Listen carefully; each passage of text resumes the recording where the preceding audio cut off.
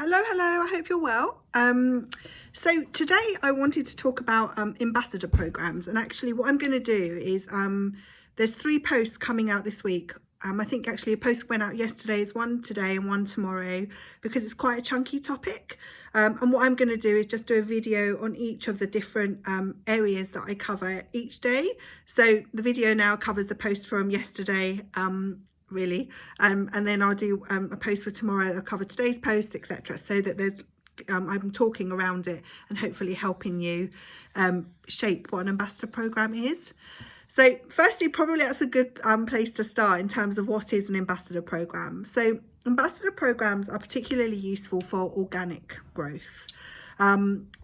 Basically, an ambassador is somebody who can advocate your brand, who represents the values and the message that you want to share through your company, and that also has a platform of their own, and they've actually grown their own audience as well that's engaged, and they can then use that audience to promote your products or services too. Okay, so it's just another way of being able to kind of extend the reach of your business and your products and services to another audience that's very much like the audience you want to target. Now, the first post I spoke about was about micro and macro influencers. So a macro influencer is somebody like who's famous. You know, look at Kim Kardashian, for example, squillions and squillions and squillions of followers.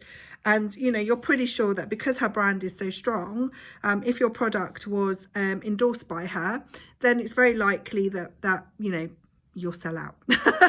Basically, it's why people try to go after sort of famous people. However, it's a really interesting one because, you know, somebody that has a massive big following and a platform normally wants to be paid for representing that, you know, that brand, and normally they're invested in it, or they've used that product or service before, or sometimes they haven't, but actually are getting paid a ton of money, and hey, they're going to talk about it anyway. Given where most businesses are, which is the small to medium size, that budget doesn't tend to be available. So what you're trying to do is find people that can work with you to be able to create content around your product or service that they can then support the message that you want to share, right? So it's people that have got, you know, some decent followings. I was running an ambassador program actually for Beauty Cubes the other week.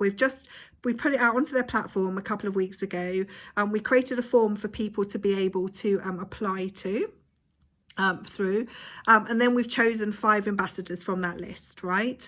And we use the platform, so their customer base, to go and find our ambassadors. And the reason I took that approach is because I was looking for micro influencers. I was looking for people that had, you know, 2 to 10,000 following, but I was also looking to see that those influencers also were posting consistently every day, that their photos, their content that they were creating, especially on Instagram, you know, it was clear, it represented the brand in a good light, and I was also looking for engagement, not just people talking at their platform. I was looking at them having a conversation about them, bringing them in to their community. Okay, so you know how I talk about get involved, I was looking for that element as well, and the reason I used their platform to actually say to people, hey, we're going to be running an ambassador program, please go here to apply, is because actually they should be people that are already invested in the brand, that may have already bought the product, who already have some thoughts around it.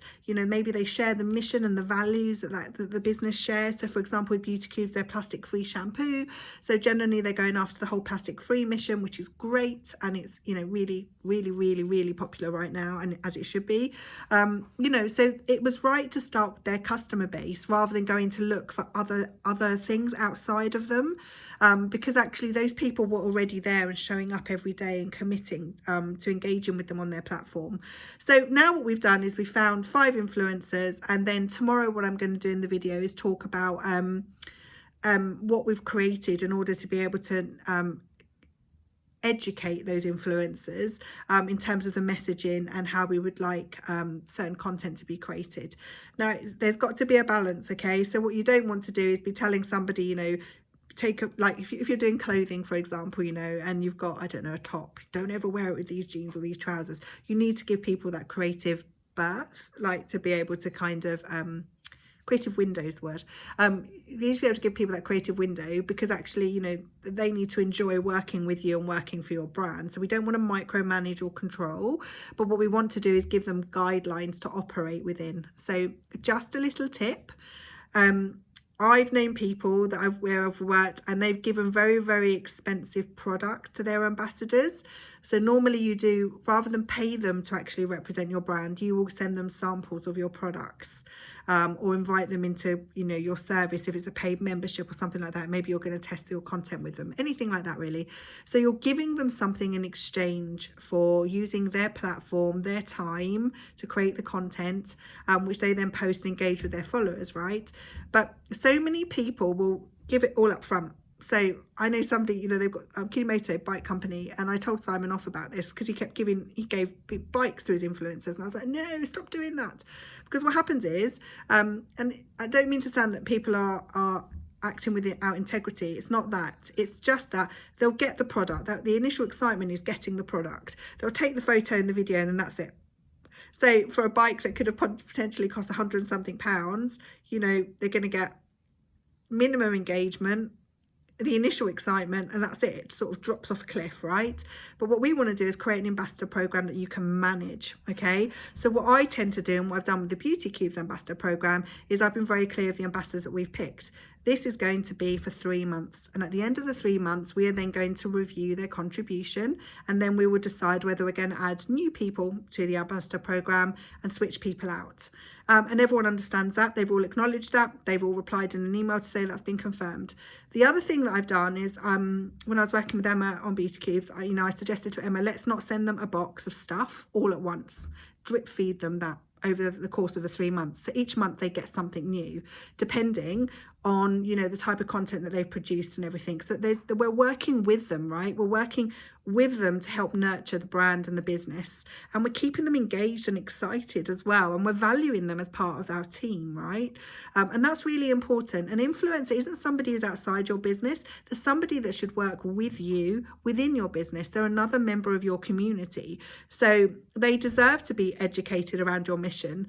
They deserve to understand your products and your services and the benefits and the USPs and things like that.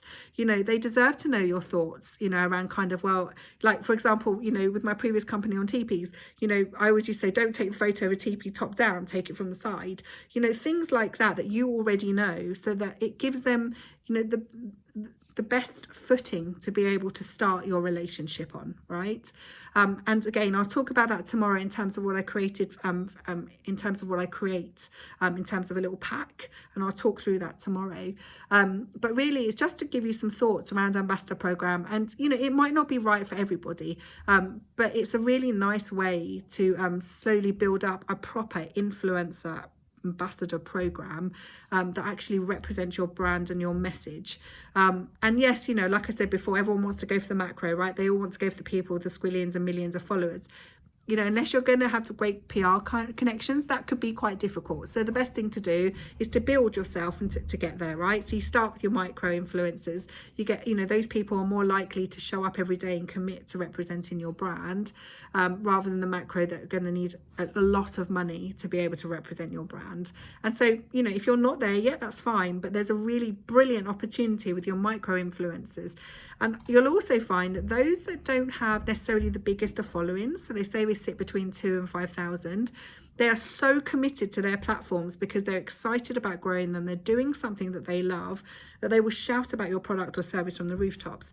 Plus, they're posting consistently and they're engaging with their followers. So there's a lovely sweet spot there with the micro influencers that you can also use. So don't automatically assume that because somebody's got a massive platform, it's going to do you the world of good, you know. As you know, my platform is pretty big, and often I'll have people ask me to do collaborations, and I'll do them if they're in line with the business or in line with the brand and I feel it will be mutually beneficial. But I'm always very clear, you know, just because it's a big number on that platform, it doesn't necessarily mean it's going to drive, you know, that equivalent in sales, but what it might do is create that much in brand awareness. So also be very clear in terms of your goal for an ambassador program. You know, what are you trying to achieve? Is it more sales? Is it growth? You know, just think about that quite clearly as well, so that you can make sure you set those expectations with the people that you work with. Right, I hope you found this helpful. Please comment and let me know if you have. If you've got any questions, as always, let me know. And I will carry on talking about ambassador programs again tomorrow. Thank you very much, guys. Bye.